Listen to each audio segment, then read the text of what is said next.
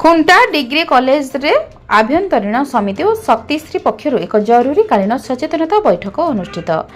अद्यता 25/3/2026 रेख बुधवार दिन स्थानीय खुंटा डिग्री महाविद्यालय परिसर रे आभ्यंतरीण समिति और शक्तिश्री पक्षर महाविद्यालय छात्र छात्री मानक उद्देश्य एक सचेतनता बैठक अनुष्ठित हो जाइछि।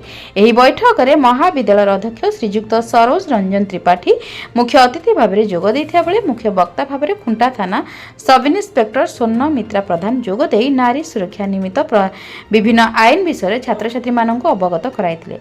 आभ्यंतरीण समितिर परिचालन अधिकारी डॉक्टर हिरणमयी शतपथी, सभ्या गोपाल सिंह, पुष्पलता मांडी, बाणी व्रता प्रधान निजे निजर आत्मविश्वास को बलवत्तर रखी छात्र छात्री मानक साहसी चरित्रवती हेबा पाई प्रेरणा देवा संगे संगे दृढ़ इच्छा शक्ति रहिले जीवन रथ को आग को नहीं पारे बोली निज निजर मत प्रदान करथिले।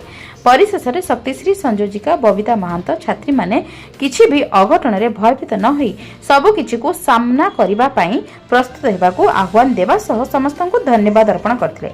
मयूरभंज खुंटारो निरंजन महांतଙ୍କ रिपोर्ट जन अधिकार लाइव।